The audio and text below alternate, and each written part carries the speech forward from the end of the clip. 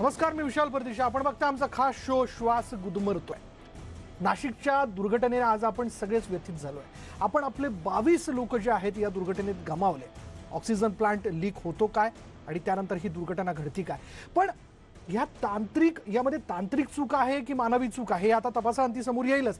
पण ह्या चुका जर तांत्रिक असतील तर त्या कशा टाळता येऊ शकतात? राज्यातील ऑक्सिजन तुटवडा हा कसा दूर केला जाऊ शकतो याच विषयी बोलण्यासाठी आज आपल्या बरोबर आहेत यातले तज्ञ कौस्तुभ बुटाला, ज्यांच्याशी आपण चर्चा करणार आहोत श्वास गुदमरतोय या खास शो मध्ये.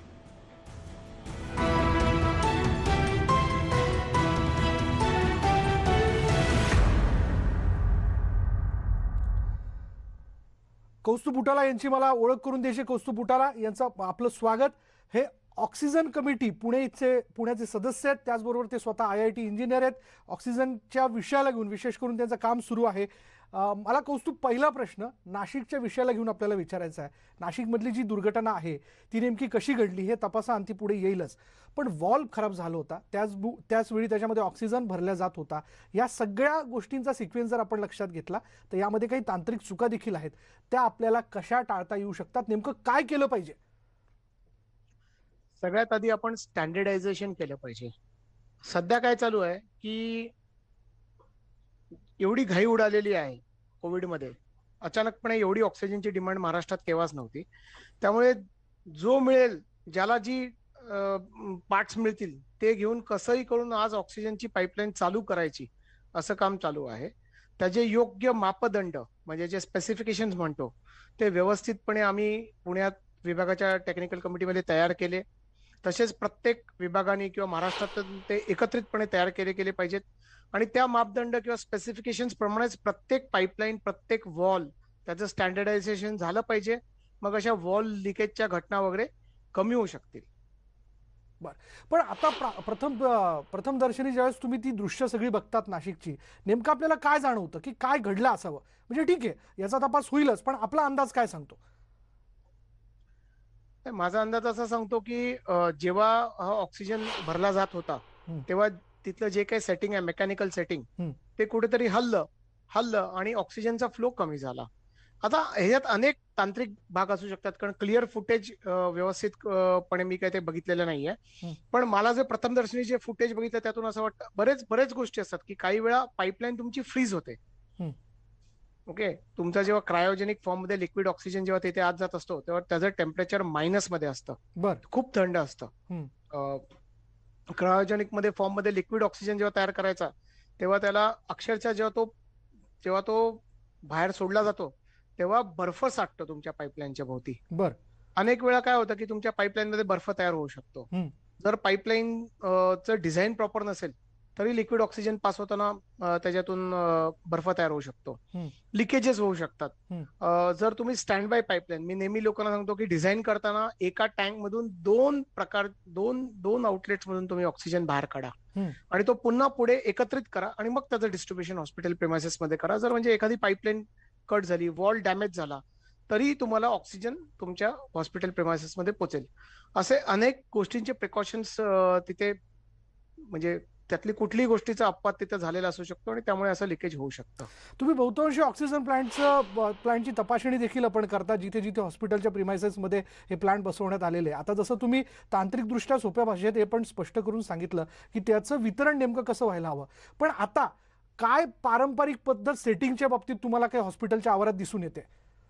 हो, मला असं दिसून आलं. आतापर्यंत आपण लिक्विड मेडिकल ऑक्सिजनचे प्लांट, ज्याला आपण LMO म्हणतो, म्हणजे मोठ्या टाक्या असतात ज्याच्यामध्ये या टँकर्स मधला ऑक्सिजन साठवला जातो, ते आपण उभे करत नव्हतो. त्यामुळे ती टेक्नॉलॉजी तशी या देशाला आणि ह्या राज्याला तशी बऱ्यापैकी नवीन आहे. आता ही जेव्हा पहिल्यांदा जेव्हा LMO चे प्लांट जेव्हा उभे केले गेले तेव्हा लोकांना माहिती नव्हतं की ह्याचा व्हेपरायझरचं डिझाईन म्हणजे लिक्विड ऑक्सिजन गॅसियस फॉर्म मध्ये, म्हणजे वायू रूपात जेव्हा तयार होतो, द्रव्य रूपातून वायू रूपात तयार होतो, जे तुम्हाला त्याच्यासाठी जो व्हेपरायझर लागतो त्याचं डिझाईन कसं असलं पाहिजे, नंतर त्या व्हेपरायझरचं कॅपॅसिटी किती असली पाहिजे. जर त्याची समजा कॅपॅसिटी 100 असेल, आपण असं घेऊया, तर ऍक्च्युली जेव्हा वापरता पद्धती ती 70%च वापरली जाते, 30% केव्हाच वापरता येत नाही. हे सगळे डिझाईनचे मापदंड आपल्याला माहिती असले पाहिजेत. त्यानंतर ऑक्सिजन व्हेपरायझरवर ऑक्सिजन जेव्हा खूप प्रमाणात पास होतो तेव्हा वेपरायझरवर बर्फ जमा होतो. हं. जेव्हा बर्फ जमा होतो तेव्हा तो बर्फ काढण्यासाठी त्याच्यावर जर म्हणजे सोपी साधी पद्धत म्हणजे पाण्याचा वर्षाव चालू ठेवला पाहिजे. बर. पण हा आता काही ठिकाणी तो मनुष्य हातात टोटी धरून उभा करतात. काही ठिकाणी आता लोकांनी शिकलेत आणि त्यांनी प्रॉपर त्याच्यावरती पाण्याची धार कशी पडेल याची ऑटोमॅटिक सोय केलेली आहे. काही वेळा पाणीच संपतं, म्हणजे रिसायकल नाही केलं गेलं तुम्हाला पाण्याची समस्या मिळते. काही वेळा मनुष्य कुठेतरी सुट्टीवर निघून जातो आणि मग बर्फ साठतो तो परत येईपर्यंत, आणि मग ऑक्सिजनचं प्रेशर कमी होतं. कौस्तुभ, ऑक्सिजन नुकतंच तुम्ही काही ऑक्सिजन प्लांटची पाहणी केली. बर्फ साठणं हा जो एक प्रकार आहे, त्यातनं काय दुर्घटना घडू शकते? बर्फ साठल्यानंतर पुन्हा त्या तुमच्या वेपरायझरची कॅपॅसिटी खूप कमी होऊन जाते. आणि जर तुम्हाला सफिशियंट प्रेशरनी तुमच्या व्हेंटिलेटर्सला, तुमच्या HFNO ला, तुमच्या ऑक्सिजन पाईपलाईनला जर तुम्हाला ऑक्सिजन मिळाला नाही तर रुग्णाला ऑक्सिजनचा पुरवठा कमी होतो, रुग्ण गुदमरू शकतो. आणि त्यामुळे बर्फ साठला की अजून वेपरायझरची कॅपॅसिटी कमी होते. बर्फ मुळात केव्हा साठतो? जेव्हा वेपरायझर बऱ्यापैकी फुल कॅपॅसिटीवर ऑपरेट होतो तेव्हा. म्हणजे तेव्हा जोरात ऑक्सिजनची डिमांड हॉस्पिटलच्या प्रिमाइसमध्ये असते. आणि त्याच वेळी जर त्याच्यावर बर्फ साठत राहिला तर मग त्याची फंक्शनॅलिटी आणि कमी कमी होत राहते. म्हणजे एकीकडे सप्लाय ची मागणी जास्ती आणि पुरवठा कमी कमी होतो आणि अजून बर्फ साठतोय. असं होऊन आपल्या पेशंटचा प्राण त्याच्यात गमवायची वेळ येऊ शकतो, किंवा ते गुदमरू शकतात, किंवा त्यांना हायपॉक्सिया होऊ शकतो. असे अनेक कॉम्प्लिकेशन्स त्यात होऊ शकतात. म्हणजे आता हे तर तुम्ही जिथे बर्फ साठतो त्या सगळ्या प्लांटबद्दल तुम्ही सांगितलं आणि त्यातनं निर्माण होणाऱ्या तांत्रिक समस्या सांगितल्या. पण आता पुन्हा एकदा नाशिकच्या दुर्घटनेकडे येतो. आज तसंच काहीसं घडलं असावं का? बर्फ साठण्याचा मुद्दा नाही, पण वॉल्व नादुरुस्त होणं, त्यात ऑक्सिजन त्याच्यामध्ये फील होतोय आणि दुसरीकडे मग कुठेतरी या सगळ्या सिस्टीमवरचं प्रेशर वाढलं आणि त्यातनं ऑक्सिजन पुरवठा व्यवस्थित होऊ शकला नाही. हा, अशी शक्यता दाट आहे की असे फेलियर्स होतात. आणि असे फेलियर न होण्यासाठी फेल सेफ मेथडनी तुम्ही ऑक्सिजन हॉस्पिटलच्या प्रिमायसेस मध्ये नेला पाहिजे. वॉल्स तुमचे स्टँडर्डाइज आणि अतिउच्च दर्जाचे असले पाहिजेत. आपल्या इथं काही चांगल्या कंपन्याज आहेत ज्या DRDO ला सप्लाय करतात. जेव्हा आम्ही पुण्याची ऑक्सिजन कमिटी फॉर्म केली तेव्हा काही तज्ज्ञ लोकांच्या मार्गदर्शनाखाली आम्ही चांगल्यात चांगले DRDOचे इक्विपमेंट्स तिथे वापरायचा प्रयत्न केला बऱ्याचशा ठिकाणी. काही ठिकाणी आता घाई असल्यामुळे जे मिळतं ते वापरायचं, शॉर्टेज असतं, किंवा नीटची माहितीच नाहीये. या विषयाची नीटची माहितीच नाही. ऑक्सिजन विषय आपल्यासाठी एवढ्या मोठ्या प्रमाणावर नवीन आहे. याच्या आधी जो आपल्याला ऑक्सिजन लागायचा तो आपण जम्बोच्या मार्फतच छोटे छोटे हॉस्पिटल्समध्ये हे काम होतं. अगदी जी मोठी हॉस्पिटल्स आहेत तिथेच फक्त ऑक्सिजनचा कॉन्सन्ट्रेटरचा प्लांट किंवा LMO वगैरे असे होते. बाकी ठिकाणी तर जनरली ऑक्सिजन विषय नवीन असल्यामुळे बऱ्याच चुका आता मापदंड माहिती नसल्यामुळे होत आहेत. बरं कौस्तुभ, दुसरा एक मुद्दा आपल्याला असा विचारायचा की सध्या ज्या ज्या हॉस्पिटलच्या प्रिमायसेसमध्ये ऑक्सिजन प्लांट आहे तो त्या प्लांटची देखरेख करण्याच्या दृष्टिकोनातून दोन पर्याय समोर ठेवलेले आहेत. एक तर परमनंट स्टाफ नियुक्त करण्यात आलेला आहे आणि दुसरं एक तर ते आउटसोर्स म्हणजे दुसऱ्या कोणाला तरी ते कंत्राटी तत्वावरती देण्यात आलेलं आहे. यामध्ये काय उणीवा आपल्याला दिसतात? एक तर जो नियुक्त स्टाफ आहे तो या नवीन टेक्नॉलॉजीला घेऊन ट्रेन नाहीये, त्याला माहित नाहीये, आणि दुसरं जो कंत्राटी तत्वावर काम करतोय तो देखील अचानक एवढी मोठी डिमांड वाढू शकते आणि आपल्याला एवढं काम करावं लागेल या विषयाला घेऊन अजूनही अनभिज्ञ आहे. असं काही आहे का? नुसतं अनभिज्ञ असंच नाहीये, तर याच्यात बरेच मुद्दे असे असतात की ऑक्सिजन हा विषय खूप नाजूक आहे. अनेक ठिकाणी तुमचे अलार्म आणि वॉल्स असतात ज्या पाईपलाईन मध्ये. जेव्हा नवीन मनुष्य असतो, जर त्याला प्रत्येक वॉल, प्रत्येक सेटिंग ही जर अवगत नसेल तर इमर्जन्सीच्या वेळी तो रिस्पॉन्ड करू शकत नाही. जेव्हा पुण्यामध्ये आम्ही पाहणी केली जम्बो कोविडची, तेव्हा सगळ्यात आम्ही प्रत्येक स्टाफला ऑक्सिजनचे वॉल्स प्रत्येक माहितीत की नाही, पाईपलाईनचं डिझाईन माहिती आहे की नाही, हा स्टाफ त्या पाईपलाईनची अवगत आहे की नाही. तर अचानक नवीन मनुष्य आणला, त्याला 2-4च महत्वाचे वॉल दाखवले आणि बाकी गोष्टी माहिती नसतील आणि इमर्जन्सी झाली तर ते खूपच घातक होऊ शकतं. तर अशा चुका होत आहेत आणि त्याच्यासाठी व्यवस्थितपणे ऑक्सिजन त्याच्याबद्दलची माहिती हॉस्पिटल ऍडमिनिस्ट्रेशन नाही पूर्णपणे नाहीये. परवाच मी आपल्याला एका ठिकाणी आपण जी मी पाहणी केली त्यात पूर्ण बर्फ साठलेला असा प्लांट मी बघितला. मी त्यावर त्वरित त्यांना सूचना दिल्या, मग त्यांनी स्प्रिंकलर लावून त्याच्यावरचा बर्फ काढला. आता काही ठिकाणी तर फायरचा जो स्टाफ आहे, जो हॉस्पिटलमध्ये फायर बघतो, त्यालाच ऑक्सिजनच्या प्लांटवर देखरेख करायचं काम दिलेलं आहे. तर हे सगळं जर त्या लोकांना प्रॉपर टेक्निकल नॉलेजच दिलेलं नसेल तर मग असे अनेक अपघात संभवतात. त्यामुळे प्रॉपर हॉस्पिटल ऍडमिनिस्ट्रेशननी त्यांच्या स्टाफला पाईपलाईनच्या डिझाईनची अवगत करून दिलं पाहिजे. ज्या माणसाकडून तुम्ही किंवा ज्या व्यक्तीकडून किंवा ज्या कन्सल्टंटनी तुमची पाईपलाईन डिझाईन केली, ज्या कंपनीने ती इन्स्टॉल केली त्या सगळ्यांना तुम्ही बोलून तुमच्या सगळ्या स्टाफला अवगत करून दिलं पाहिजे. ऑक्सिजनच्या पाईपलाईनचे डिझाईन्स प्रत्येक ठिकाणी तुम्ही तयार करून वॉल्सच्या मार्किंग सकट ठेवले पाहिजेत हॉस्पिटलमध्ये डिस्प्लेमध्ये. म्हणजे त्या सेक्शनमध्ये काही फॉल्ट आला तर नवीन मनुष्य असेल त्याला कळत नसेल तर ड्रॉइंग बघून तरी तो वॉलचं सेटिंग नीट करू शकतो.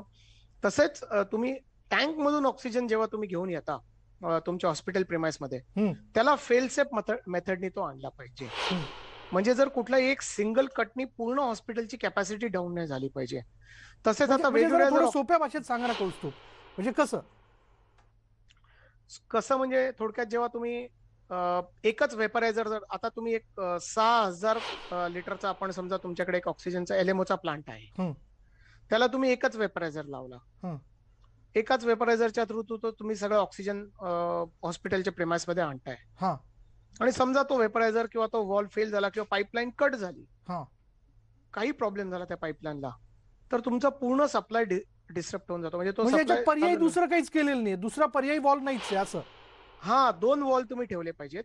तुम्ही 2 वॉलच्या थ्रू वेपरायझर मध्ये ऑक्सिजन घेऊन गेला पाहिजे, किंवा 2 वेपरायझर करून तो ऑक्सिजन म्हणजे दोन्ही वॉलची फुल कॅपॅसिटी, म्हणजे एक अख्खा बंद पडला तरी पूर्ण कॅपॅसिटी दुसऱ्यावर चालली पाहिजे, असं तुम्ही डिझाईन केलं पाहिजे. ह्याला आम्ही N+1 रिडंडन्सी म्हणतो. म्हणजे जर एक बंद पडलं तर अजून एक स्टँड बायला आहे. या पद्धतीने तुमच्या वेपरायझरचं आणि पाईपलाईनचं डिझाईन. मग कौस्तुभ, आपण असं म्हणूयात का की नाशिकच्या दुर्घटनेमध्ये पर्यायी व्यवस्थाच नव्हती? आता मी तिथली ऍक्च्युअली परिस्थिती जागेवरची बघितल्याशिवाय मी आपल्याला त्याच्यावर कमेंट करू शकणार नाही, कारण ते योग्य नाही, अयोग्य होईल असं मला वाटतं. की जोपर्यंत मी टेक्निकल डिझाईन बघत नाही तर त्याच्यावर कमेंट करणं, पण अशी शक्यता असू शकते, ती नाकारता येत नाही असं मी म्हणेन. बरं, दुसरं असं, आग लागली की आग कशी विझवावी, भूकंप झाला की त्या दृष्टीने काय केलं जावं, याचं एक मॉकड्रिल कायम होत असतं. आणि आता आजची ही जी घटना आहे यानंतर हॉस्पिटल प्रशासनाला सुद्धा याबद्दलचं प्रशिक्षण घेऊन असे मॉकड्रिल करण्याची गरज आहे का? कारण आज जेव्हा नाशिकची घटना घडली, किओस होता, कुणीच काही करू शकत नव्हतं, पेशंटला ऑक्सिजनचा पुरवठा होत नव्हता, काही पेशंट्स त्या क्षणाला दगावले, डॉक्टर तिकडे लक्ष देत होते, अर्ध लक्ष त्यांचं की केव्हा ऑक्सिजन पुरवठा पूर्ववत होतो यावरती होतं. 100% अशा मॉकड्रिल व्यवस्थितपणे प्रत्येक हॉस्पिटलच्या प्रिमायसेसनी केल्या पाहिजेत. माझ्या इन्स्पेक्शनच्या वेळी मी बऱ्याच ठिकाणी अशा गोष्टी बघितल्या की कंट्रोल पॅनल्स हॉस्पिटलनी लावली नाहीये, डायरेक्टली जम्बोहून ते ऑपरेट करतायत. प्रत्येक ऑक्सिजन गोष्टीची एक रचना असली पाहिजे. मी थोडक्यात सांगायचा प्रयत्न करतो आपल्याला की जर जम्बो सिलेंडरची बँक जर तुम्ही बाहेर लावलेली असेल तर तुमच्याकडे रिडंडंट मध्ये NRV बेसिसवरती, नॉन रिटर्न वॉल बेसिसवरती तुमच्याकडे अजून एक त्याला एक स्टँड बाय व्यवस्था, रिझर्व ऑक्सिजन सिलेंडरची सुद्धा तुमच्याकडे बँक असली पाहिजे. जेव्हा तुमचं प्रेशर मेन बँकचं जर चुकून ड्रॉप झालं तर त्याचा अलार्म वाजला पाहिजे, आणि त्यावेळी तुमच्या रिझर्व्ह बँकनी तात्पुरत्या वेळेपुरता ऑक्सिजन सप्लाय चालू ठेवला पाहिजे. जर तुम्ही खूप मोठ्या प्रमाणावरती ड्युरा सिलेंडर वापरत असाल तर त्याला जम्बोचा बॅकअप पाहिजे. जर तुम्ही खूप मोठा एलएमओ वापरत असाल, याचा अर्थ तुमच्या ऑक्सिजनची रिक्वायरमेंट तुमची खूप मोठ्या प्रमाणात तुमच्या हॉस्पिटलला आहे, तर त्याला रिझर्व्ह मध्ये तुमच्याकडे एखादी ड्युरा सिलेंडरची बँक पाहिजे की 4 तास, 5 तास, 7 तास कुठलाही जर दुर्घटना घडली तर ती पूर्ववत होण्यास पडता जो वेळ आहे तेवढ्या वेळापुरती तुमच्याकडे बॅकअप सिस्टम तुमची चालू झाली पाहिजे. जर ती नसेल तर मग मेन सिस्टमला काही प्रॉब्लेम झाल्यास खूप मोठ्या दुर्घटना होऊ शकते हॉस्पिटलमध्ये. तसेच तुम्हाला अशी अरेंजमेंट करता आली पाहिजे की ऑक्सिजनचा जर तुटवडा होत असेल तर वेळेत ऑक्सिजन कॉन्सन्ट्रेटरची टेक्नॉलॉजी देशभरात आणि राज्यभरात लावून घेतली पाहिजे. आता त्या टेक्नॉलॉजीला एक प्लस पॉईंट असा आहे की तुम्ही हवेतलाच ऑक्सिजन घेता, पण त्याचा मायनस पॉईंट असा आहे की त्याचं सॅच्युरेशन जे असतं ते 93% असतं, आणि जे इंडस्ट्रियल ऑक्सिजन आपण जो आणतो त्याचं जे सॅच्युरेशन असतं तर ते 98%, 99% अशा टाईपची त्याची प्युरिटी असते. बिलकुल कौस्तुभ, त्या मुद्द्याला तुम्ही पूर्ण कराच, पण मी पुन्हा या अर्थाने या मुद्द्याकडे येतोय परत एकदा की आता हे तहान लागल्यानंतर विहीर खोदण्यासारखं आहे का? कारण जसं तुम्ही म्हणालात की एक पर्यायी बँक असली पाहिजे ऑक्सिजनची प्रत्येक हॉस्पिटलला. आता बहुतांशी खाजगी हॉस्पिटलमध्ये तुम्ही गेला असाल किंवा सरकारी हॉस्पिटलमध्ये पण तुम्ही जाता, म्हणजे आज तर सरकारी हॉस्पिटलमध्ये हे घडलं, पण हेच जर खाजगी हॉस्पिटलमध्ये घडलं असतं आणि तिथे जर अशा पद्धतीची टेक्नॉलॉजी नाहीये तर ती किती तुमच्या बघण्यात आहे, हा प्रश्न मला तुम्हाला विचारायचा आहे. पण वेळ झाले का ब्रेक?